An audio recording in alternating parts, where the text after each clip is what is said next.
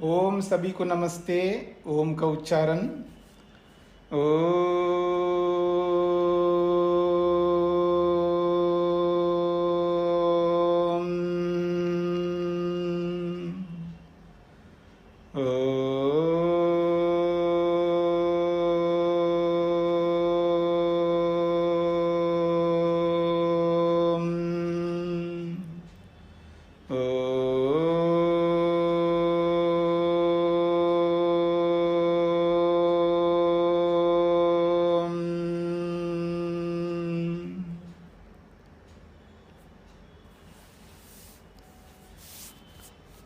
न्याय दर्शन के प्रथम अध्याय के प्रथम आह्निक के अभी तक हमने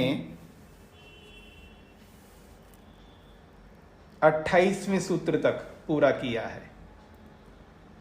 प्रसंग चल रहा है सिद्धांत का। पृष्ठ संख्या है 36। सिद्धांत 16 पदार्थों में एक महत्वपूर्ण सिद्धांत है। 16 पदार्थ के अंतर्गत ये सिद्धांत है और ये सिद्धांत क्या होता है कल विचार किया है।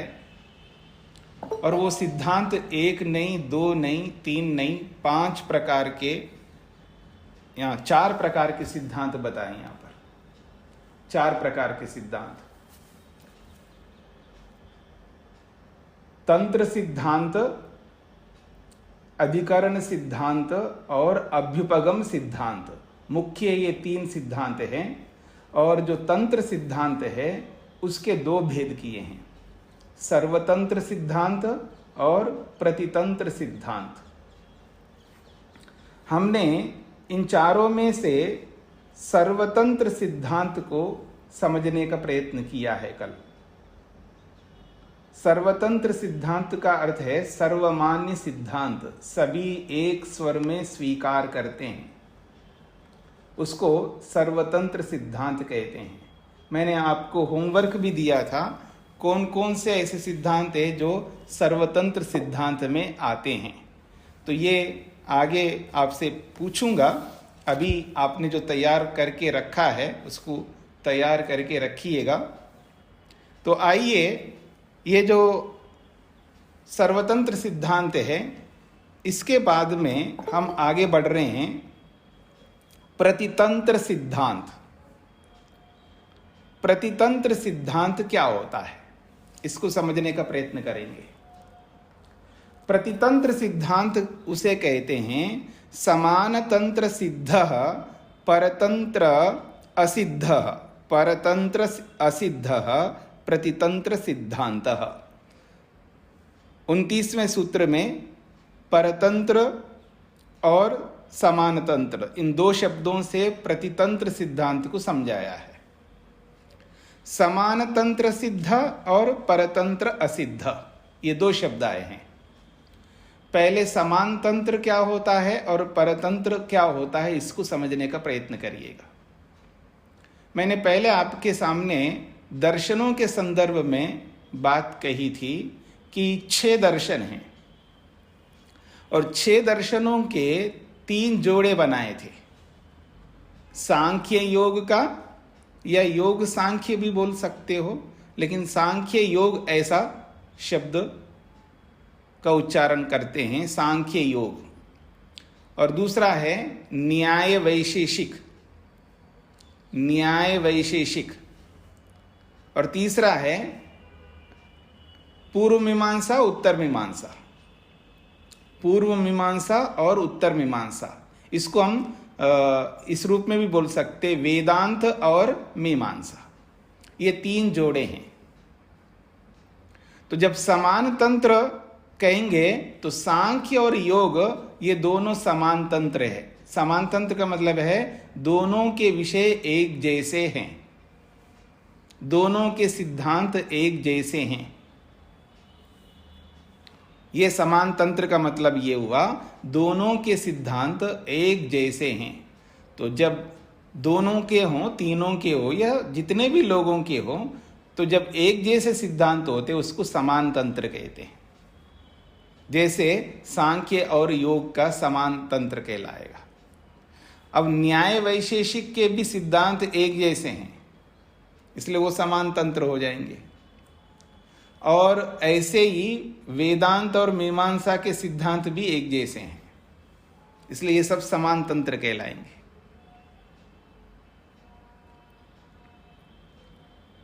अब परतंत्र सिद्धांत क्या होता है? परतंत्र सिद्धांत का अर्थ ये होता है, जो सिद्धांत सांख्य योग का है उससे भिन्न सिद्धांत न्याय वैशेषिक का है। तो सांख्य योग की अपेक्षा न्याय वैशेषिक जो है ये परतंत्र सिद्धांत कहलाएंगे। सांख्य योग की अपेक्षा न्याय वैशेषिक जो सिद्धांत है वो परतंत्र सिद्धांत कहलाएंगे, क्योंकि सांख्य योग के सिद्धांत अलग प्रकार के हैं और न्याय वैशेषिक के सिद्धांत अलग प्रकार के। तो न्याय वैशेषिक की अपेक्षा सांख्य योग परतंत्र हो जाएगा, यह आपेक्षिक है। न्याय वैशेषिक की अपेक्षा न्याय वैशेषिक को सामने रखो तो सांख्य योग जो है वो परतंत्र सिद्धांत हो जाएगा। न्याय वैशेषिक की अपेक्षा वेदांत मीमांसा जो है ये परतंत्र सिद्धांत हो जाएंगे। तो एक दूसरे के ये परतंत्र सिद्धांत बनेंगे।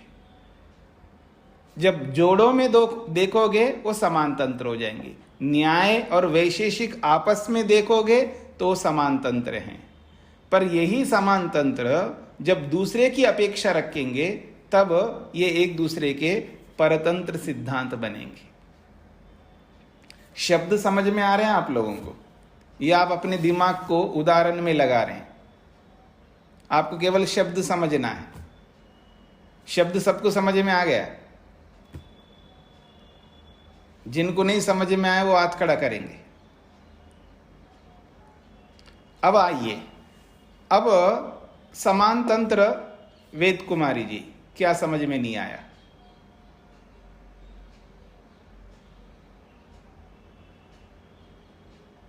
न्याय और वैशेषिक जो ये परतंत्र है। किसकी अपेक्षा? समान अपेक्षा समान वाले के। नहीं, कौन, किन के? तो वो स्वामी जी लाइट चली गई थी, अभी अभी आई है, इसमें पूछ रही हूँ दोबारा। तो ये बोलो ना, फिर आप ये बोलिए। मैं सुन नहीं पाई हूँ, मेरे को दोबारा बताइए। नहीं सुन नहीं पाई, अभी भी नेट नहीं है, पर मैं दूसरा BSNL का लगाया है। हाँ ठीक है, मैंने ये कहा न्याय और वैशेषिक आपस में देखेंगे तो समान शास्त्र है, दोनों एक जैसे कहते हैं इसलिए समान शास्त्र कहलाएंगे। न्याय और वैशेषिक आपस में समान शास्त्र है, पर यही दोनों मिलकर के जब सांख्य योग को देखेंगे तो परतंत्र शास्त्र हो जाएंगे। मैं आप लोगों को आपके शब्दों में समझा देता हूं। देखिएगा, मान लीजिएगा मैं योग सांख्य योग वाला हूं और शेखर जी जो है न्याय वैशेषिक वाले हैं, ठीक है। अब मेरे सिद्धांत हैं 25 तत्वों को मानने का। सांख्य योग में क्या कितने तत्व हैं जी? 25 तत्व हैं, हम लोग ये मानते हैं। शेखर जी जो है उनके हैं 16 पदार्थ हैं और 6 पदार्थ है, और 16 और 6 पदार्थ जो है दोनों परस्पर एक जैसे ही मानते हैं। मतलब वो भी 16 को मान लेते हैं, ये भी 6 को मानते हैं, क्योंकि वो समान शास्त्र है। मेरी मान्यता अलग है, मैं तो 25 पदार्थों को लेकर के चल रहा हूं। शेखर जी की मान्यता है 16 पदार्थों को लेकर चलने के। तो जब हम एक दूसरे के सामने टकराएंगे तो दोनों कैसे हैं? परतंत्र सिद्धांत हो जाएंगे। दोनों एक दूसरे के विरोधी हैं। विरोधी का मतलब है अलग अलग मान्यता वाले हैं। यहां कोई शत्रुता की नहीं बात हो रही है, कोई शत्रुता नहीं है आपस में। शेखर जी के और मेरे में कोई शत्रुता नहीं है, बस मान्यताएं अलग अलग है। तो जब शेखर जी को देखूंगा तो वो मेरे परतंत्र हैं, यानी मेरे से भिन्न मान्यता वाले हैं। और वो मेरे को देखेंगे तो वो भी ऐसे सोचेंगे ये मेरे मान्यता से अलग व्यक्ति है। ठीक है जी, इसी को परतंत्र सिद्धांत के माध्यम से चला है।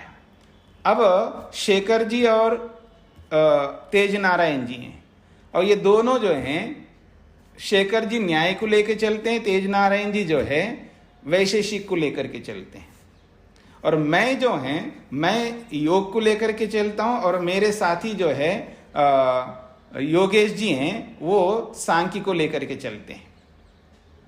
तो योगेश जी और मेरा आपस का एक समझौता है, यानी हम दोनों जोड़े हैं, दोनों साथ साथ चलते हैं। शेखर जी और तेज नारायण जी साथ साथ चलते हैं। जब शेखर जी तेज नारायण जी को देखेंगे तो वो सोचेंगे ये मेरी मान्यता के अनुकूल है, और तेज नारायण जी जब शेखर जी को देखेंगे तो तेज नारायण जी ये सोचेंगे शेखर जी मेरी मान्यता के अनुकूल है, तो वो दोनों समान हो जाएंगे। पकड़ में आ रहे हैं ना आप लोगों को? अब योगेश जी जब मेरे को देखेंगे तो मेरे अनुकूल है ऐसा समझेंगे योगेश जी, और मैं जब योगेश जी को देखूंगा मैं ये मानूंगा कि योगेश जी मेरे अनुकूल है, तो हम आपस में तो समान हैं। योगेश जी मैं आपस में देख रहे हैं तो समान होंगे, और जब शेखर जी और तेज नारायण जी को देखेंगे तो विरोधी हो जाएंगे, अर्थात अलग मान्यता वाले हो जाएंगे। अब पकड़ में आ गए आप लोगों को? यहां पर यही बात कही। तो जब समान तंत्र का मतलब है जो हम जोड़े के रूप में हैं तो एक दूसरे के लिए वो समान है, मतलब मैं योगेश जी जो है ये समान तंत्र वाले, अर्थात जोड़े के रूप में हम लोग हैं, हम लोग मिलकर के रहते हैं, एक दूसरे को हम लोग जो है लेते देते हैं, तो ये हो गया समान। और परतंत्र का मतलब है जब हम शेखर जी और तेज नारायण जी को देखेंगे तो हमारी मान्यता अलग है, उन दोनों की मान्यता अलग है, तो दोनों से अलग मान्यता वाले। अब पकड़ में आ रहा है आप लोगों को? तो ऐसे ही यहां पर देखना है समान तंत्र और परतंत्र। अब किन को नहीं समझ में आया ये पूछेंगे, शब्दों को समझना है यहां पर। फिर भी नहीं समझ में आया तो मैं कुछ नहीं कह सकता आपको, इससे सरल और नहीं कर सकता मैं। ठीक है जी? प्रेम कुमार जी को क्या नहीं समझ में आया? स्वामी जी जो ये परतंत्र है इसमें मान्यता अलग है, लेकिन क्या ये एक विरोधी है एक दूसरे के?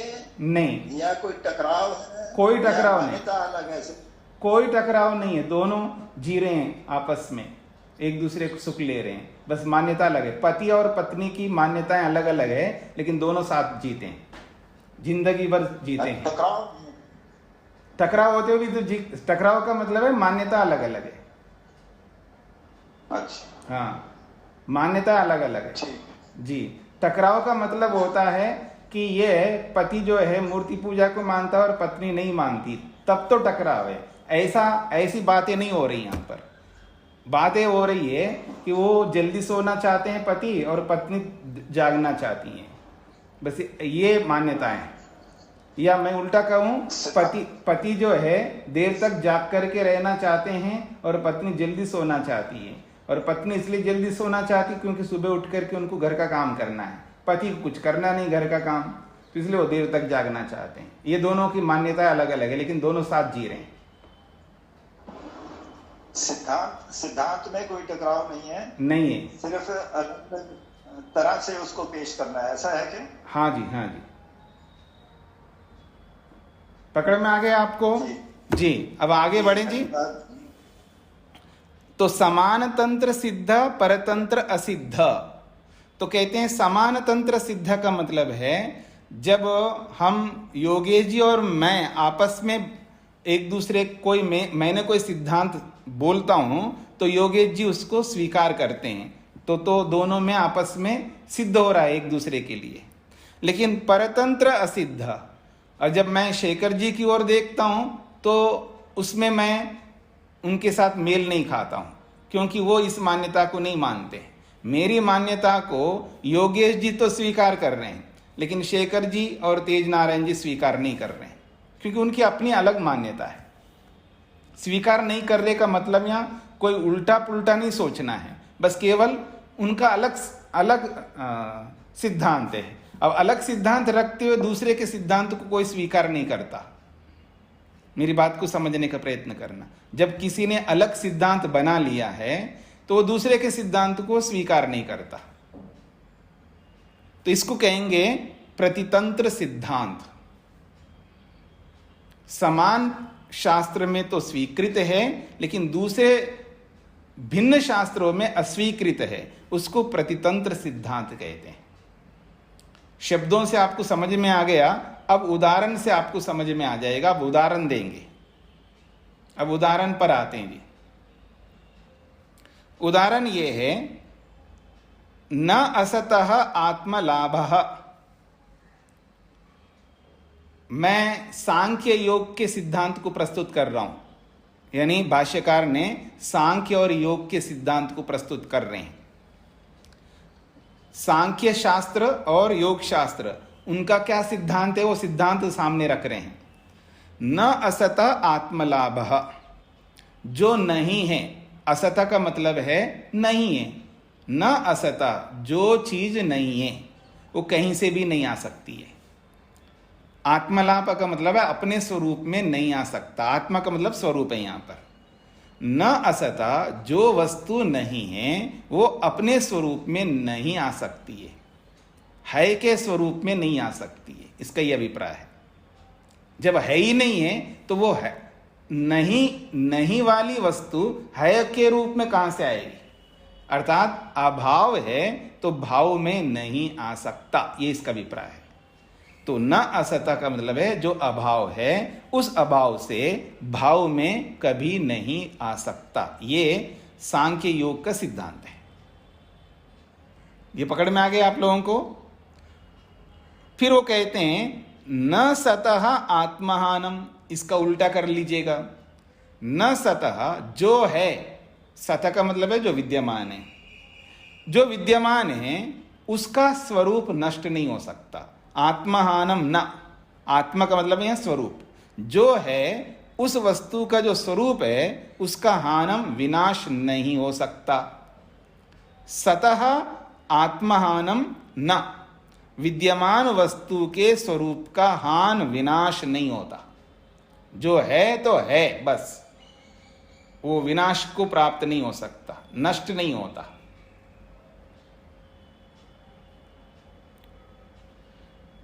अगला सिद्धांत रखते हैं निरतिशयाश्च चेतना। ये जो चेतन है, आत्मा है, हम जो लोग हैं हम सब चेतन आत्मा, इनके बारे में कहा निरतिशयाः चेतना। तो हम कैसे हैं? अतिशय से रहित है, अर्थात सब समान है। हम सब कैसे हैं? कैसी आत्मा है जी? या हम कैसे आत्मा हैं हम लोग? तो निरतिशय अर्थात मेरे में कुछ विशेषता है और आपके अंदर विशेषता नहीं है, ऐसे नहीं है, हम सब एक जैसे हैं।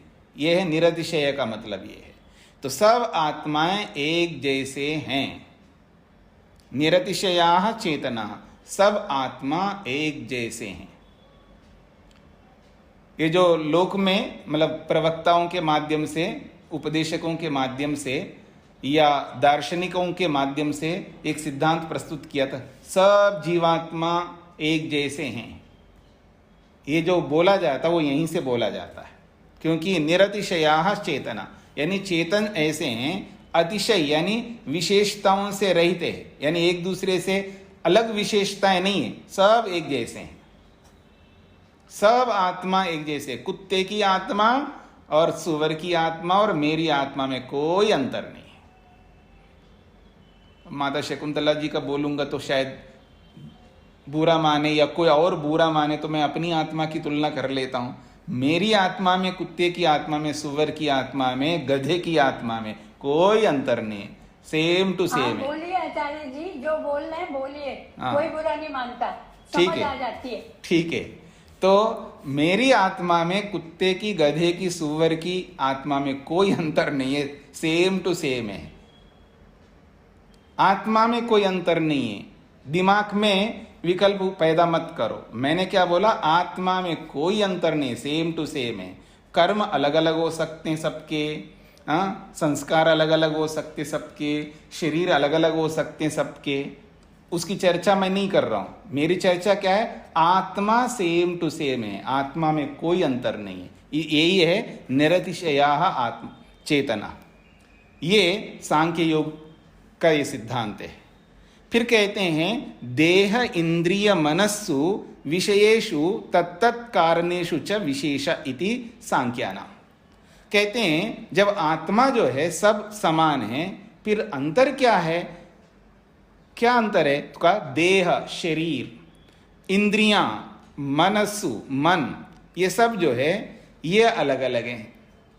शरीर इंद्रिय मनस्सु विषयेषु और विषयों में, तत्तत् कारणेषु च विशेषः, और उसके कारण जो है ये विशेष होंगे। अर्थात किसी का शरीर काला, किसी का शरीर नाटा, किसी का शरीर गोरा, किसी का शरीर लंबा, किसी का शरीर मोटा, किसी का शरीर पतला, ये सब क्या है?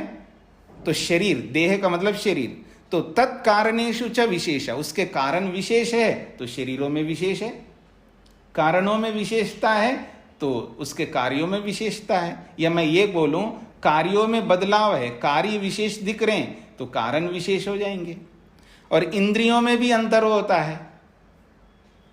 देखिए इंद्रियों का मतलब है इंद्रियों के गोलक। देखिए किसी की आंखें देखिएगा कितना आपको सुहाना, मतलब अच्छा लगता होगा आपको, हाँ? किसी के आंखें, किसी के कान, किसी का नाक, किसी के गाल, किसी का कुछ जो है ना, इंद्रियों को लेके बोल रहा हूं, इंद्रियों के गोलकों को लेकर। तो इंद्रियां और मन तो खैर उसको आप देख नहीं सकते, लेकिन किसी का मन देखो, इसका दिल देखो कितना बड़ा है, ऐसा बोलते ना। दिल का मतलब वहां कोई वो डप डप करने वाला दिल नहीं होता, दिल का मतलब है वहां मन। इसका दिल कितना बड़ा है, अर्थात इसका मन कितना विशाल है, ये सबको अपना मानता है। इसका दिल बहुत छोटा है जी, बहुत छोटा दिल है इसका, तिल जैसा भी नहीं इसका, बहुत बड़ा कंजूस आदमी है, बस स्वार्थी बहुत है, ठीक है ना। तो मन भी जो है उसके पीछे कारण अलग अलग होते हैं ना, अलग अलग कारणों से मन अलग अलग है। किसी का राजसिक मन है, किसी का तामसिक मन है, किसी का सात्विक मन है, उसके कारण अलग अलग हैं। तो कह रहे हैं शरीर इंद्रिय मनस्सु और विषयेषु, विषयों में भी अंतर होता है। रूप रस गंध स्पर्श शब्द जो है इनमें भी अलग अलग अंतर होता है। तो तत्तत् कारणेषु, क्योंकि उसके जो कारण हैं, जैसे जैसे उसके कारण होंगे वैसे वैसे उसके कार्य होंगे। इसको मैं संक्षेप करके एक वाक्यता में बोल दूं, आपको समझ में आ जाए। जैसा रॉ मटेरियल होगा वैसा ही उसका प्रोडक्ट होगा। को समझ में आया आप लोगों को? जैसा रॉ मटेरियल होगा वैसा ही प्रोडक्ट होगा। लोग बोलते हैं ब्रह्मचारियों को बहुत मजबूत होना चाहिए, ब्रह्मचारी बड़े तपस्वी होते हैं, ब्रह्मचारी हाथी की तरह दिखना चाहिए। अरे क्यों दिखेंगे जी? आप ब्रह्मचारियों को क्यों देख रहे हो? उसका रॉ मटेरियल को देखो ना। कौन सा युग चल रहा है? कलयुग चल रहा है। मतलब कहने का अभिप्राय है कैसे माँ बाप हैं, कैसे उनके संस्कार हैं, कैसा परिवेश है, वैसे नहीं आते हैं। आप अपने बच्चों को तो बेचते नहीं हैं, अपने पोते पोतियों को बेचते नहीं हैं, हाँ, कोई आता नहीं है। तो फिर हम लोग कहाँ से ढूंढ के निकालते हैं जी? वेस्टेज में से तो निकालते हैं हम लोग, और क्या करते हैं? मतलब पूरा जो है आप लोग समझ करके चलिए। आप लोग मैं जो कहना चाहता हूँ, जो क्रीम तो आप लोग ले लेते हैं, बेच देते हैं इधर उधर, और जो बचा हुआ वेस्टेज होता है उसी में से हमको लेना होता है और उसी में से कुछ बनाते हैं। फिर उसमें आप ना नुकुर करते रहो, देखो कैसा ब्रह्मचारी है, कैसा सन्यासी है, कैसा फलाना है, कैसा वो है। जैसा है, हम क्या कर सकते हैं? अब अच्छा रॉ मटेरियल लाके दो तो हम प्रोडक्ट भी अच्छा बना करके दे देंगे, हमें क्या आपत्ति है। तो कहने का अभिप्राय है जैसा रॉ मटेरियल होगा वैसा ही उसके प्रोडक्ट होंगे, अर्थात जैसा कारण वैसा ही कार्य। तो यहां पर यही बात कही। तो ये जो बातें कही है, ये जो सिद्धांत रखा गया है, ये सांख्यानाम अर्थात सांख्य योग वालों के ऐसे सिद्धांत है। बात पकड़ में आ गई जी? अब आगे बढ़ते हैं हम लोग। अगला है योगानाम। अब योग का मतलब यहां योग दर्शन नहीं है। योग शब्द जो है, देखिए शब्दों के जो अर्थ जो है 3 प्रकार से निकालते हैं हम लोग। जो शब्दों का अर्थ होता है ये व्याकरण का विषय होता है। शब्दों का अर्थ 3 प्रकार से लिया जाता है। कहीं यौगिक अर्थ लिया जाता है, कहीं योग रूढ़ी अर्थ लिया जाता है, और कहीं रूढ़ी अर्थ लिया जाता है। आप लोगों को कई बार बोला होगा पीछे, जो भी आप लोगों को शास्त्र पढ़ाते हुए आ रहा हूं मैं, अगर सालों से पढ़ाता हुआ आ रहा हूं वो छोड़ दीजिएगा, पिछले साल से 1 साल से 1.5 साल से जो आप लोग सुनते हुए आ रहे हैं, बीच में अनेक बार ये बात आई है कि शब्दों के बारे में यौगिक शब्द, योग रूढ़ी शब्द और रूढ़ी शब्द, ये 3 प्रकार के होते हैं। यौगिक का मतलब है जो सबके साथ जुड़ जाता है। जैसे पंकज का मतलब होता है पंकज जायते थी, पंकजा, जो कीचड़ से पैदा होता है, जो कीचड़ से पैदा होता है उसको पंकज कहते हैं। चाहे वो कमल हो, चाहे वो बिच्छू हो, चाहे वो कुछ भी हो, जो कीचड़ में जो भी पैदा हो जाए उसको पंकज कहेंगे। इसको यौगिक अर्थ कहते हैं। गच्छति थी गौ, जो जाता है उसका नाम गौ है। जो भी गच्छति, जो भी गमन करता है उसको गौ कहते हैं। पकड़ में आ रहा नहीं? ये यौगिक अर्थ होते हैं। अब योग रूढ़ी का मतलब है, जैसे आपने कमल कहा, उसका नाम भी पंकज कहते हैं, क्योंकि वो कीचड़ से भी पैदा होता है और पर्टिकुलरली आप कमल को ही पंकज कहते हैं। तो उसमें यौगिक अर्थ भी है और थोड़ा सा रूढ़ी भी, अर्थात पर्टिकुलर आपने उसी के लिए वो संकेत चिन्ह बनाया। बस पंकज का मतलब वही है। गौ का मतलब जो है गौशाला में जो खड़ी गाय है, ये योग रूढ़ी है। पकड़ में आ रहे हैं ना? अब रूढ़ी का मतलब होता है, यहाँ यौगिक अर्थ या योग रूढ़ी अर्थ नहीं होता है। रूढ़ी का मतलब है जिसका उस शब्द का और उस अर्थ के साथ कोई संबंध नहीं होता है। मेरी बात समझने का प्रयत्न करना। रूढ़ी शब्द उसको कहते हैं जो शब्द का आप अर्थ बोल रहे हो उसका उस व्यक्ति के साथ, उस अर्थ के साथ कोई संबंध नहीं होता है। जैसे मैं बोलूं बुश, जॉर्ज बुश, ऐसे हुए ना बहुत सारे लोग, जो अमेरिका के राष्ट्रपति भी हुआ है और भी लोग होंगे, तो किसी का नाम बुश बोला, बुश बोला। अब बुश का मतलब होता है झाड़ियां,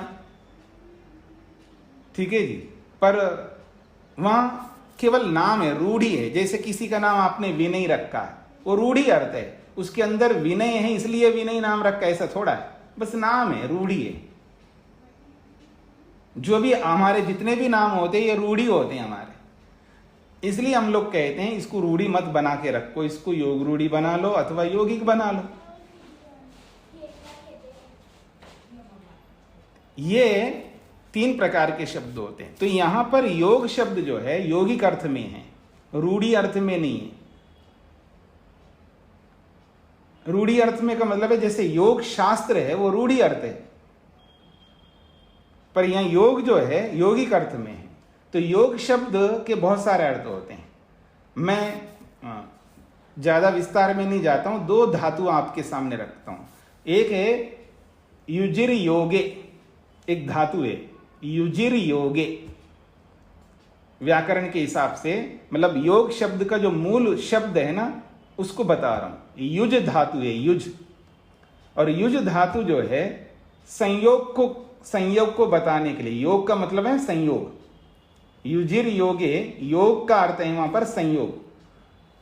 तो युज धातु संयोग करने में, संयोग समझते हैं ना, जोड़ने अर्थ को बताने वाला होता है, जोड़ने अर्थ को बताने वाला, जोड़ना। तो जो जोड़ने के अर्थ को बताने वाला होता है उसको भी योग कहते हैं। ये एक अर्थ है। और दूसरा युज धातु का अर्थ होता है समाधि, युज समाधो। तो युज का अर्थ होता है समाधि। समाधि तो आप समझते हैं, समाधि का मतलब है दर्शन, प्रत्यक्ष, साक्षात्कार। तो योग का मतलब है दर्शन, साक्षात्कार, समाधि। तो यहां योग का अर्थ समाधि नहीं है, यहां पर यहां योग का अर्थ संयोग है, जुड़ना है। तो न्याय वैशेषिक का सिद्धांत है अनेक परमाणु मिलकर के कोई वस्तु बनती है। न्याय वैशेषिक का सिद्धांत है अनेक परमाणु मिलकर के सबका संयोग होने पर, परमाणुओं के संयोग से ये जो दिखने वाली जो भी हमको पृथ्वी, जल, अग्नि, वायु जो भी हमको दिखाई दे रहे हैं, ये सूक्ष्म परमाणुओं के संयोग से ये दिखने वाला संसार पैदा होता है। इसको परमाणुवाद भी कहते हैं, परमाणु सिद्धांत भी कहते हैं। तो यहाँ योग शब्द जो है जोड़ने के अर्थ में प्रयोग हुआ है। योग का मतलब जो समाधि वाला योग है वो नहीं है यहाँ पर, यहाँ जोड़ने अर्थ को योग कहते हैं।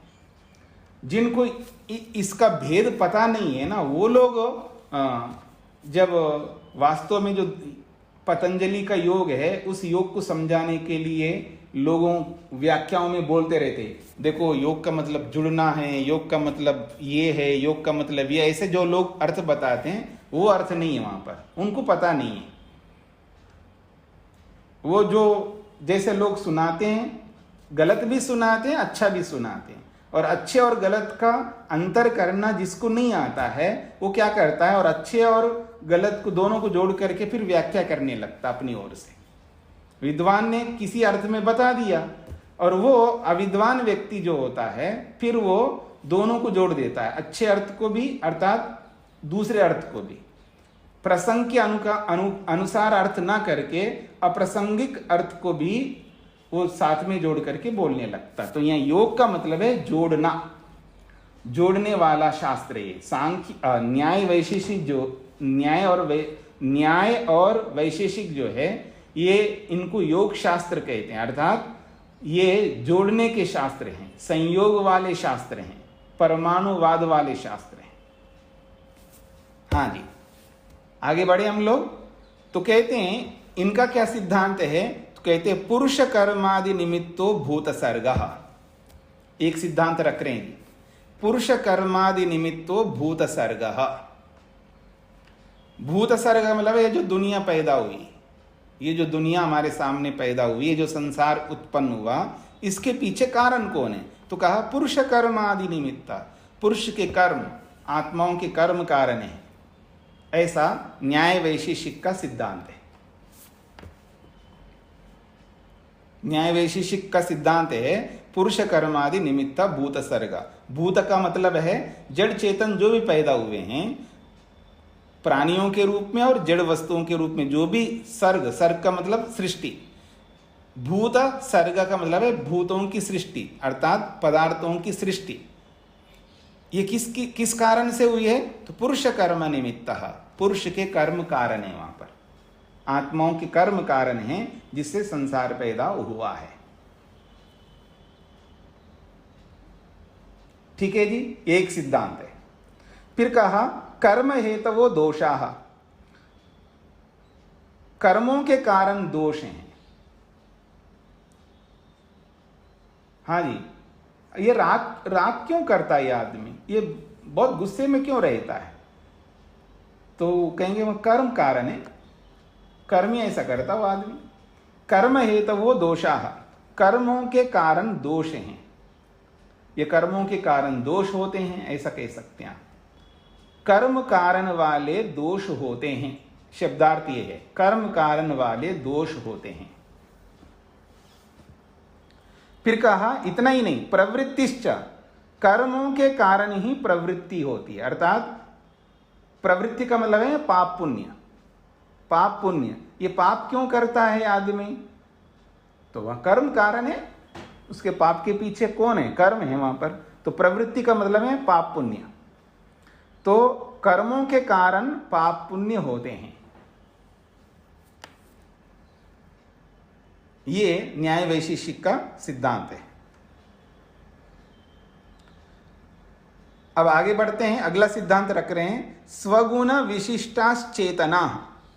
ये जो हम आत्मा हैं, हम विशेष क्यों हैं, मैं अलग हूं बिल्कुल, देखो मैं सन्यासी हूं, आप में से कोई वानप्रस्थी हो सकते हैं, आप में से कोई गृहस्थी हैं, आप में से कोई विद्यार्थी हो सकते हैं, हम अलग अलग क्यों हैं, अपने अपने गुणों के कारण से हैं। स्वगुण विशिष्टाश्चेतना, अपने अपने विशेष गुणों के कारण से हम लोग अलग अलग हैं। ये न्याय वैशेषिक का सिद्धांत है। ये जो आत्मा है ये अपने अपने गुणों के कारण से विशेष हैं। ये न्याय वैशेषिक का सिद्धांत है। देखिएगा, मेरे अपने गुण हैं, अपने गुणों के कारण मैं सन्यासी बना हुआ हूँ, कोई अपने गुणों के कारण से गृहस्थी बना हुआ है, कोई अपने गुणों के कारण से वानप्रस्थी बना हुआ है, कोई अपने गुणों के कारण से विद्यार्थी बना हुआ है, कोई अपने गुणों के कारण से वैश्य बना हुआ है, कोई अपने गुणों के कारण से ब्राह्मण बना हुआ है, कोई अपने गुणों के कारण से क्षत्रिय बना हुआ है, कोई अपने गुणों के कारण से शूद्र बना हुआ है। अपने अपने गुणों के कारण से हम लोग अलग अलग हैं। ये न्याय वैशेषिक का सिद्धांत है। अगला सिद्धांत रखते हैं असद उत्पद्यते।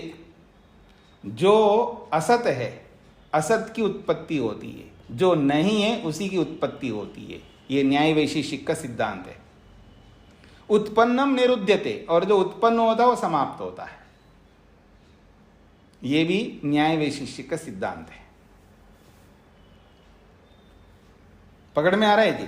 तो इति योगानम, ऐसा ये न्याय वैशेषिक यानी संयोग शास्त्र को, यानी परमाणु शास्त्र, जो संयोग से संसार उत्पन्न होता है, सूक्ष्म तत्वों के संयोग से जो संसार बनता है, ऐसे मानने वाले शास्त्र अर्थात न्याय वैशेषिक लोगों का ये सिद्धांत है।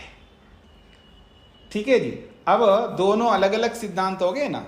न्याय वैशेषिक के सिद्धांत अलग प्रकार के हैं और सांख्य योग वालों के सिद्धांत अलग प्रकार के हैं। तो ये एक दूसरे से अलग सिद्धांत है, इसलिए इनको प्रतितंत्र सिद्धांत कहते हैं। हाँ जी, काफी देर से दो व्यक्ति हाथ खड़ा किए हुए हैं। हाँ जी, शेखर जी बताइए, क्या आपका प्रश्न है?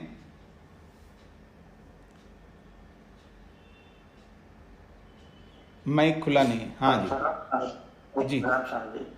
तो जब हमने यहाँ अपने पीछे कहा कि सभी के देह, इंद्रियां, मन अलग अलग होते हैं जी, मैं ऐसा सोचता था कि परमात्मा ने मन तो सभी के एक ही जैसे बनाए हैं, उसके अंदर जो संस्कार आ जाते हैं जिस तरह के भी जी, जैसे मतलब एप्पल फोन बनाता है वो सारे एक ही हैं, उसके अंदर डाटा क्या भरा है उसको अलग अलग कर देते हैं। इसी तरह मन में ऐसा नहीं होता क्या स्वामी जी? बिल्कुल ऐसा ही है। यहाँ आप दृष्टि नहीं देख रहे ना, आप यहाँ अलग अलग जो बोला है ना, अलग अलग मन, वहाँ उसके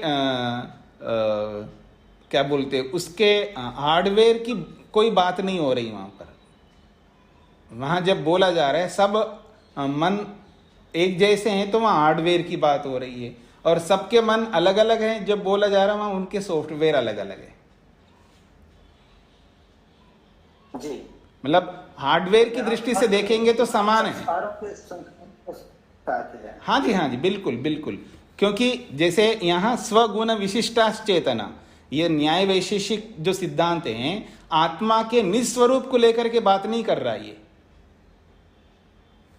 न्याय वैशेषिक जो है आत्मा के निज स्वरूप को लेकर के बात नहीं कर रहा है। वो किसको लेकर के बात कर रहा है? उसके संस्कारों को लेकर के बात कर रहा है, उसके कर्मों को लेकर के बात कर रहा है, उसकी विद्या अविद्या को लेकर के बात कर रहा है। इसलिए हम सब अलग अलग है ना। मेरा स्वभाव अलग है, आपका स्वभाव अलग है, पति का स्वभाव अलग है, पत्नी का स्वभाव अलग है, सब एक दूसरे के अलग स्वभाव वाले हैं।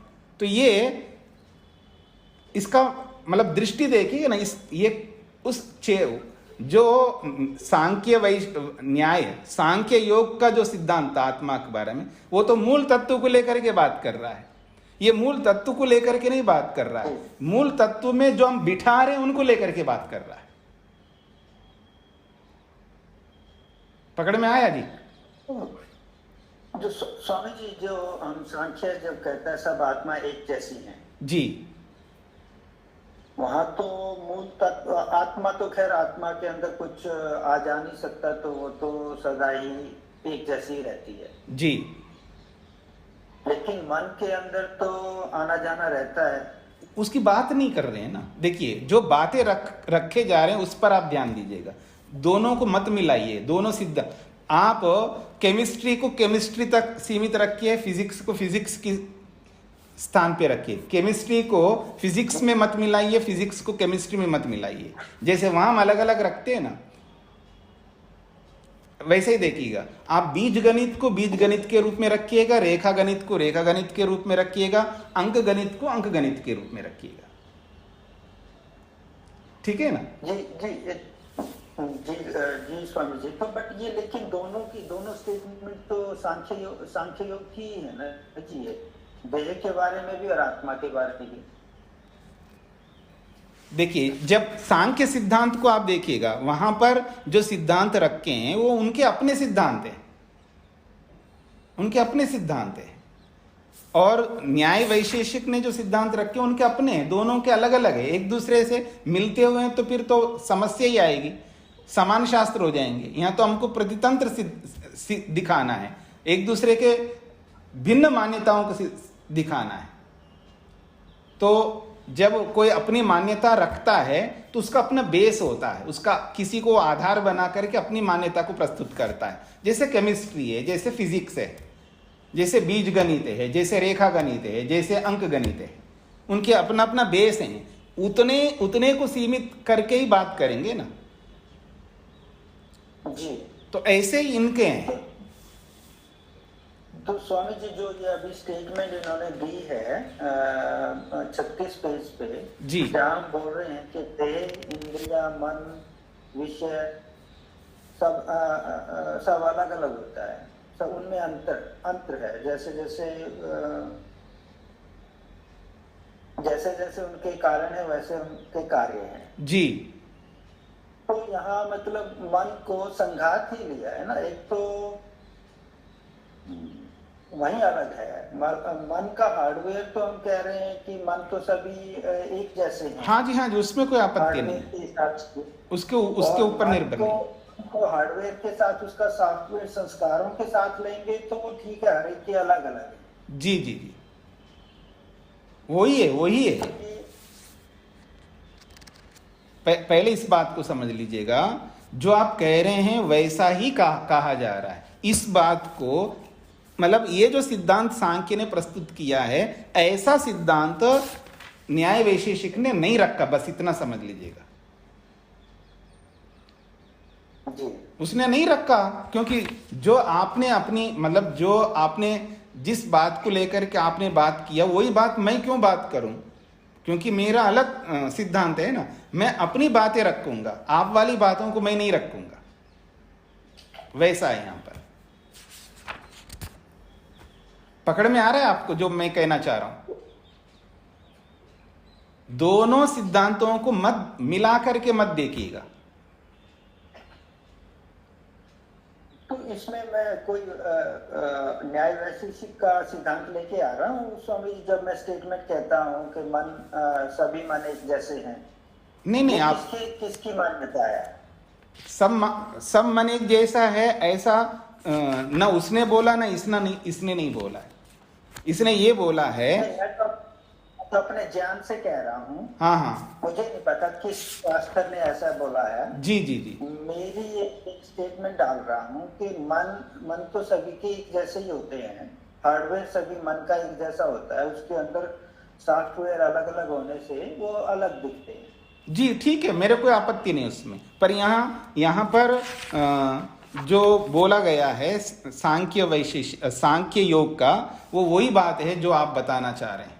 उसमें एक पक्ष लिया उन्होंने, दोनों को लेकर के नहीं बोल रहा है, वो केवल वो पक्ष लिया है कि जैसा शरीर में अंतर दिखता है वो अंतर उसके कारण के कारण से है, बस ये बात कही है। किसी का गोरा, किसी का लंबा, किसी का काला, किसी का नाटा, ये जो शरीर है वो उनके कारणों से है, बस इतना ही दिखा रहा है। ऐसे सबके साथ लगाना है, बस उतना ही हमको समझना है। बाकी वो उसके मूल तत्व क्या है वो एक अलग बात हो गई। जी जितना यहाँ पर दिखा रहा है उतना ही हमको समझना है। जी स्वामी जी।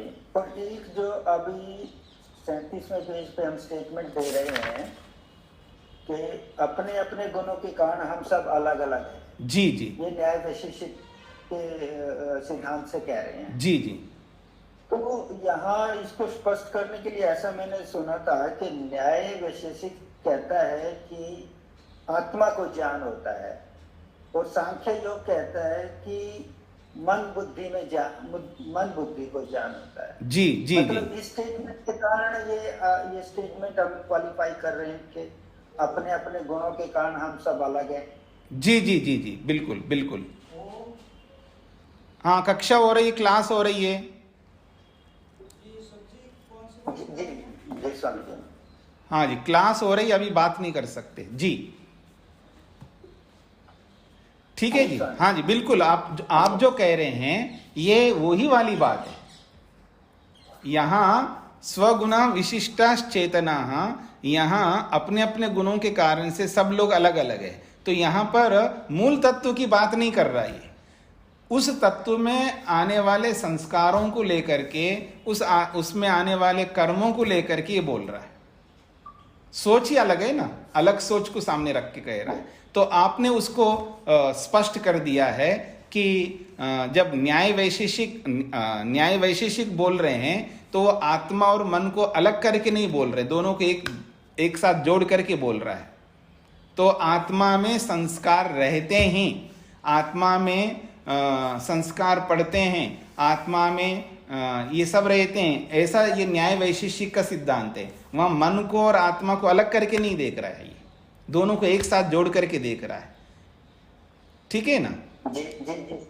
अब आप लोगों को मैं इसी बात को लेकर के उदाहरण देता हूं। स्वामी दयानंद लिखते हैं कई बार, आत्मा की उन्नति। आप देखेंगे ना, जिस आप ईश्वर स्तुति प्रार्थना उपासना के मंत्र पढ़िए या आप आर्य समाज के सिद्धांत पढ़िएगा, उसमें आत्मा को भी जोड़ते हैं। वहां पर आत्मा शब्द से आत्मा में कोई एंट्री होता नहीं है, उसमें से कुछ घटता नहीं है। फिर वहां पर भी बोल रहे हैं जिससे आत्मा शुद्ध होती है।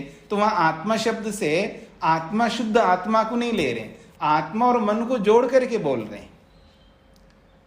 तो हमें जब शास्त्र पढ़ेंगे तो उनकी बात, कोई कहने लगे आत्मा में संस्कार होते हैं, स्वामी दयानंद ने लिखा है, बिल्कुल लिखा है, हम कम मना कर रहे हैं कि नहीं लिखा है, लेकिन उसकी व्याख्या आपको समझनी पड़ेगी। वो व्याख्या ही शब्द होते हैं। मैं आत्मा में संस्कार पढ़ते हैं क्योंकि उन्होंने लिखा है, बिल्कुल लिखा है। फिर वहां आत्मा को और मन को अलग करके नहीं सोच रहे हैं। वहां पर ऐसी बात नहीं बोला है वहां पर कि आत्मा में वास्तव में केवल आत्मा में संस्कार पड़ते हैं, यानी उसके अंदर वो संस्कार प्रवेश होते हैं, ऐसा थोड़ा सिद्धांत है उनका। अगर ऐसा है तो फिर इन शास्त्रों से विरुद्ध बोल रहे हैं स्वामी दयानंद, ऐसा माना जाएगा। ऐसा नहीं है। तो वो कभी न्याय वैशेषिक के सिद्धांत को प्रस्तुत कर रहे हैं और कहीं वो योग सांख्यिकी सिद्धांत को प्रस्तुत कर रहे हैं, कहीं वो वेदांत मीमांसा के सिद्धांत को प्रस्तुत कर रहे हैं। तो इन सबको हमको समझना होता है। सर्वतंत्र सिद्धांत को समझना होता है, प्रतितंत्र सिद्धांत को समझना होता है, अधिकरण सिद्धांत को समझना होता है, तभी हम किसी वक्ता के वक्तव्य को, उसके उपदेश को समझ पाएंगे। नहीं तो बिना समझे झगड़ा करने लग जाएंगे, एक दूसरे का खंडन करने लग जाएंगे, वहां पर आस्था को ले आएंगे, वहां और बहुत सारी बातों को लाएंगे। वो समझ नहीं पाएगा आदमी, साधारण आदमी तो समझ नहीं पाएगा। इसी के लिए स्वाध्याय करने की आवश्यकता होती है, इसलिए शास्त्र पढ़ने की आवश्यकता होती है। तो वहां दृष्टि होती है कि जब आत्मा की उन्नति, भाई आत्मा की कौन सी उन्नति होगी? आत्मा में ना तो ह्रास होता है ना वृद्धि होती है, फिर भी वहां आत्मा की उन्नति बोल रहे हैं। इसका मतलब है वहां आत्मा और मन को, बुद्धि को, अंतःकरण को और आत्मा को एक बना करके बोला जा रहा है। ये हमें समझना होगा, तो तब समझ में आ जाएगा। ठीक है जी। आपने ठीक पकड़ा है। यहाँ पर न्याय वैशेषिक को और सांख्य योग को जो प्रस्तुतिकरण है उसको आपने ठीक पकड़ करके बात कही है जी। हाँ जी। मधु जी को क्या पूछना है?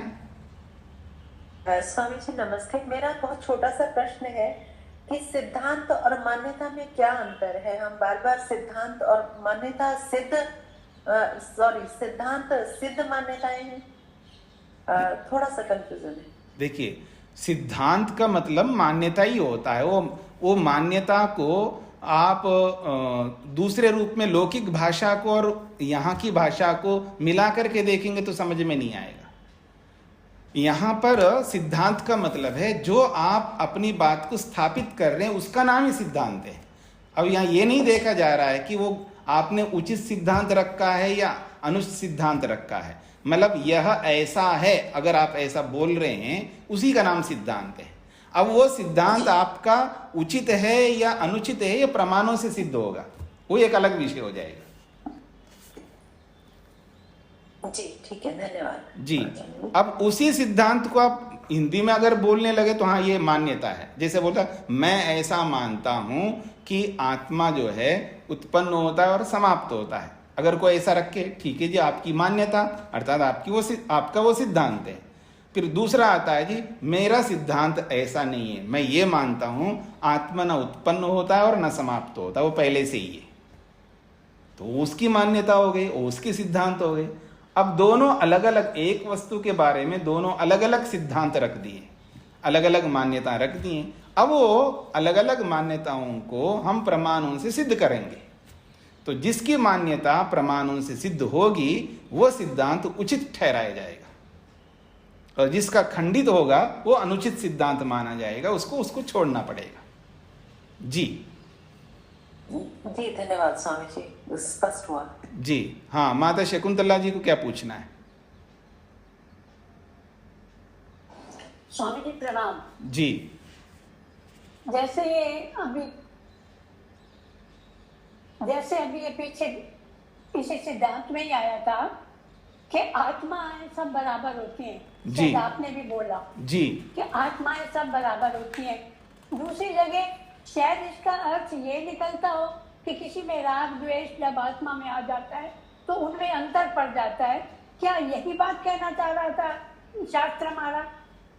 देखिए, जब आत्माएं सब समान जहां बोला है वो केवल आत्मा के शुद्ध स्वरूप को देख करके बोला है जी, ठीक है ना। अब न्याय वैशेषिक ने जो बोला है कि आत्माएं अपने अपने गुणों के कारण से अलग अलग होते हैं, यह शुद्ध आत्मा को देख करके नहीं बोल रहा है, यहां आत्मा और मन को साथ में जोड़ करके बोल रहा है। यहाँ आत्मा और मन को जोड़ के बोल रहे हैं। हाँ जी, हाँ जी। ये मतलब उसमें अगर राग द्वेष आ जाता है इसलिए तो आत्मा में मतलब वो आत्मा वैसी नहीं होती थी जैसे उन्होंने कहा कि आत्माएं सब बराबर है। नहीं देखिए, तो जब इधर उधर मत जाइए, पटरी से मत उतरिए, आप दोनों को मत जोड़िए। जब वो सिद्धांत रखोगे तो इस बात को नहीं करना है, जब ये सिद्धांत बोलोगे तो उस बात को नहीं करना है। पहला आप आधार बना करके चलोगे ना, तो यही तो समझाना चाह रहा है शास्त्रकार। जब आप किसी आधार को सामने रखते हो तो दूसरे आधार को बीच में नहीं ला सकते हो। जब उस आधार की बात होगी तो केवल उसी आधार की बात होगी, जब इस आधार की बात होगी तो केवल इसी आधार की बात होगी। फिर दोनों का कंपैरिजन करेंगे तब हम स्पष्ट करेंगे उस आधार में ऐसा अर्थ होता है, इस आधार में ऐसा अर्थ होता है। जी स्वामी, स्पष्ट हो गए माता जी? धन्यवाद जी। जी जी हाँ, अनुपमा जी को क्या पूछना है?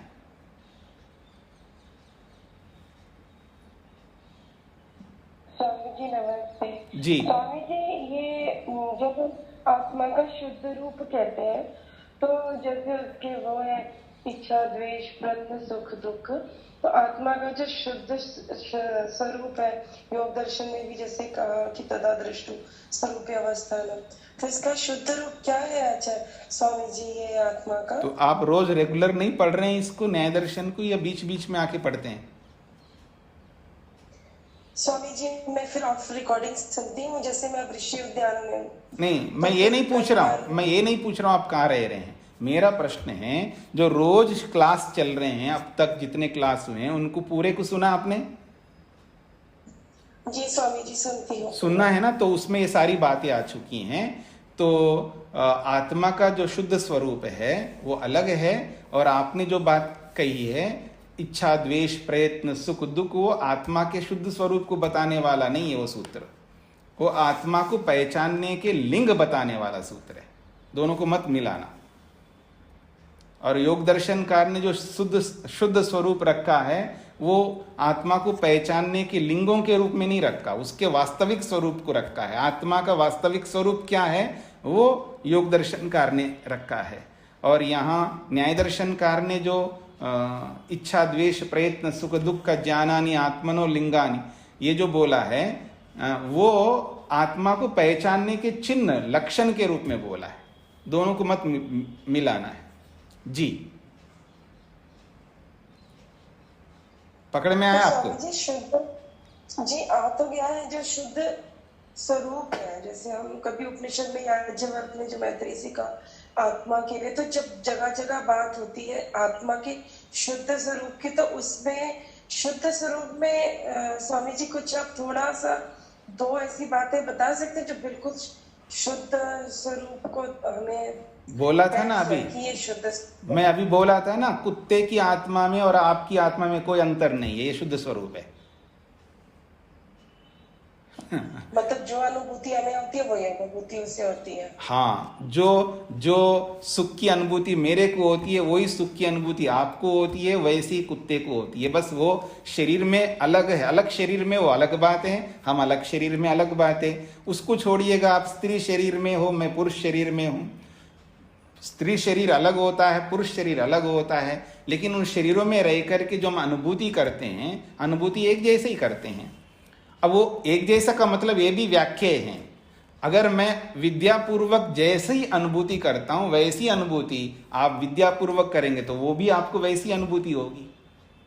मैं इस अनुभूतियों को छोड़ करके दूसरी बात करता हूं, मेरे में इच्छा है, ये मेरा शुद्ध स्वरूप है। मैं जिसकी इच्छा करता हूं, सुख की इच्छा करता हूं, आप भी सुख की इच्छा करते हो, कुत्ता भी सुख की इच्छा करता है, गधा भी सुख की इच्छा करता है, सुअर भी सुख की इच्छा करता है। तो हम सब में एक जैसी इच्छा है। क्या इच्छा है? सुख को पाने की इच्छा है। और हम सब में दुख को छोड़ने की इच्छा है, वो एक जैसी है। ये है आत्मा का शुद्ध स्वरूप। अब आत्मा का घुला मिला स्वरूप क्या होता है, अब वो सुन लीजिएगा। अब घुला मिला स्वरूप का मतलब है मन को और आत्मा को मैं जोड़ करके बोल रहा हूं। अब मन में अविद्या रहती है और उस मन को और आत्मा के साथ जोड़ दिया मैंने। अब जोड़ करके मेरे को तो गुलाब जामुन की इच्छा है और अनुपमा जी बोल रही है मेरे को सोवन हलवा की इच्छा है। ठीक है, तो अब ये जो इच्छा है ये अलग अलग हो रही है। मतलब सोहन हलवा का मतलब ऐसा एक स्वीट है, यूं समझ लीजिएगा, अलग प्रकार की स्वीट है।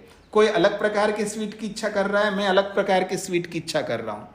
तो ये जो अलग अलग स्वीट की इच्छा जो है ये मन के साथ जोड़ करके हम कर रहे हैं, क्योंकि मन में अविद्या है। मैं जिससे राग रखता हूं उसकी इच्छा कर रहा हूं, अनुपमा जी जिससे राग रखती है वो उसकी इच्छा कर रही है। तो ये मन को साथ में जोड़ करके बोल रहे हैं। तो यहाँ पर शुद्ध स्वरूप नहीं है। मेरी इच्छा और अनुपमा जी की इच्छा में जमीन आसमान का अंतर हो गया। ठीक है ना। अब ये जो इच्छा है ये शुद्ध आत्मा की इच्छा नहीं है, ये अविद्या से युक्त मन के साथ जोड़ करके हम इच्छा कर रहे हैं। अब आत्मा, केवल आत्मा की इच्छा देखो तो सबकी एक जैसी इच्छा होगी। केवल आत्मा का द्वेष देखो, सबका एक जैसा द्वेष रहेगा। हम सब दुख से द्वेष करते हैं। मैं सास से द्वेष करता हूं ये वाली बात नहीं बोल रहा हूं, मैं बहू से द्वेष करता हूं ये वाली नहीं बोल रहा हूं। मैंने दुख से द्वेष करना ये आत्मा का स्वभाव है। सब दुख से द्वेष करते हैं, सब सुख से प्रेम करते हैं। ये शुद्ध आत्मा का स्वरूप है।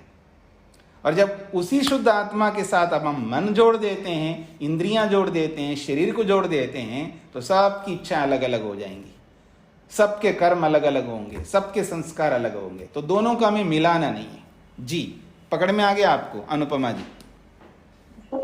जी स्वामी जी, तो अगर हमें जैसे आत्मीय रहना, तो आध्यात्मिक वृद्धि के लिए जितना ज्यादा हम आत्मा के स्वरूप में रहेंगे उतना ज्यादा हमें, जितनी स्थिरता हम इसमें रखेंगे तो उसी से हमें ये जो आध्यात्मिक वृद्धि या रितंबरा प्रज्ञा इस तरह की जो हम सूत्र पढ़ते हैं तो उनसे ये सारी बातें हमारे अंदर प्रवेश करेंगी क्या?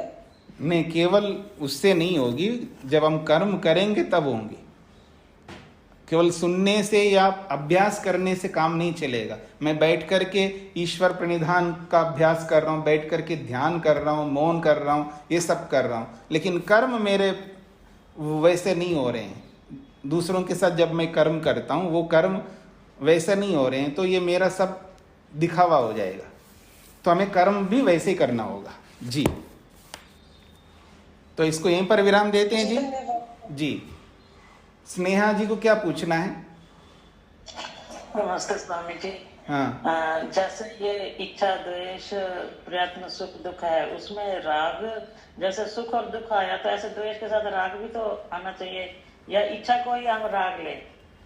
देखो इधर उधर की बात क्यों ला रहे हो आप बीच में? ये राग कहाँ से ले आए? आत्मा के लक्षणों में, आत्मा को पहचानने के लिंगों में कोई राग आया नहीं है, तो उसकी बात क्यों ला रहे हो यहाँ? मेरी बात पकड़ रहे हैं आप लोग? हम वहां पर लिंगों की बात हो रही थी। इच्छा द्वेष प्रयत्न सुख दुख का ज्ञानानी आत्मनो लिंगानी या आत्मनो लिंगम जो भी है, तो वहां लिंग की बात हो रही है। तो वहां जितने लिंग बताए उतने ही हमको लेना है। अब बाकी आप अविद्या के सारे प्रकार लाओगे तो वहां नहीं बताया गया। हाँ जी स्नेहा जी, पकड़ में आया? जी स्वामी जी। वहां तो केवल इच्छा को ही देखना है, वहां इच्छा देखना है बस। जब द्वेष आया है तो उसकी व्याख्या मैंने की है। द्वेष दो प्रकार का होता है, इच्छा द्वेष, प्रयत्न सुख दुख और ज्ञान। तो वहां पर जो द्वेष बताया गया है वो द्वेष जो है दो प्रकार का होता है। जब अविद्या के साथ जुड़ते हैं तो वो अलग प्रकार का द्वेष है, जब शुद्ध आत्मा को देखते हैं वो अलग प्रकार का द्वेष है। तो जब अविद्या के साथ जुड़कर के जब द्वेष देखते हैं, ये उसका स्वरूप ही अलग होता है। आपका द्वेष अलग है, मेरा द्वेष अलग है, सबके द्वेष अलग अलग है। ये आत्मा का स्वरूप नहीं है। इसको लेकर के वहां पर नहीं बोला जा रहा है। वहां वो द्वेष को ले रहे हैं जो आत्मा का शुद्ध स्वरूप है। हम दुख से द्वेष करते हैं, सबका द्वेष एक जैसा है, केवल दुख से द्वेष करते हैं बस। ये अविद्या को साथ में जोड़ करके नहीं बोला जा रहा है। और अविद्या को साथ में जोड़ करके देखो तो फिर आपको अंतर करना पड़ेगा। द्वेष दो प्रकार का होता है, ऐसा व्याख्या करना पड़ेगा। एक आत्मा का शुद्ध द्वेष और एक अविद्या से युक्त वाला द्वेष, दोनों अलग अलग होंगे। ठीक है, फिर इसकी व्याख्या आगे कभी करेंगे। इसको यहीं पर विराम देते हैं, समय आपका ज्यादा हो रहा है। ओम शांति शांति शांति ही। एक बात और आपको समझनी है, कल वैसे कल अवकाश रखना है मेरे को, क्योंकि कल यात्रा में रहूँगा। और परसों अष्टमी है, ये क्या है, अष्टमी है, परसों अष्टमी है। और परसों भी अगर पढ़ाने को पढ़ा सकता था, लेकिन परसों भी यात्रा में रहूँगा। मैं 2 दिन यात्रा में रहूँगा, यानी कल भी यात्रा में रहूँगा, परसों भी यात्रा में रहूँगा। इसका मतलब है 2 दिन कक्षा नहीं होगी। फिर उसके बाद 22 को कक्षा होगी, 23 को फिर यात्रा में रहूँगा तो कक्षा नहीं होगी। फिर 24 को कक्षा होगी, 25 को भी यात्रा में रहूँगा, कक्षा नहीं होगी। तो बीच में कुछ व्यवधान आ रहा है। और जब जब कक्षा नहीं होगी तब तब समझ लेना मेरी मीटिंग है, वो मीटिंग के लिए मैं जा रहा हूँ। मैं वैसे कोई प्रचार में नहीं जा रहा हूँ, कोई पर्सनल काम पे नहीं जा रहा हूँ, सब मीटिंग के लिए। क्योंकि मैं कई ट्रस्टों के किसी के कुछ हूँ, किसी के कुछ हूँ, तो इसलिए वो मीटिंगों में मेरे को जाना है, अलग अलग ट्रस्टों के। इस वजह से कक्षाएं बंद रहेंगी। तो कल परसों कक्षाएं नहीं रहेंगी, 22 को हम कक्षा वापस लेंगे। ठीक है जी। स्वामी जी, तो बाद में आप मैसेज डाल दीजिए ग्रुप में। तो अभी मैंने बोल दिया है ना, अभी बोल दिया है आप लोगों को, इसलिए बोला है ना। तो मेरे क्लास को जो सुनेंगे उनको सब कुछ समझ में आ जाएगा। अब ग्रुप में डालने की आवश्यकता नहीं, अभी रिकॉर्ड हो रहा है सब। और जब ये रिकॉर्डिंग जाएगा सबको समझ में आएगा। और जो रिकॉर्डिंग नहीं सुनेंगे उनको समझ में नहीं आएगा। वो मैं उत्तरदायी नहीं हूँ उसके लिए जी।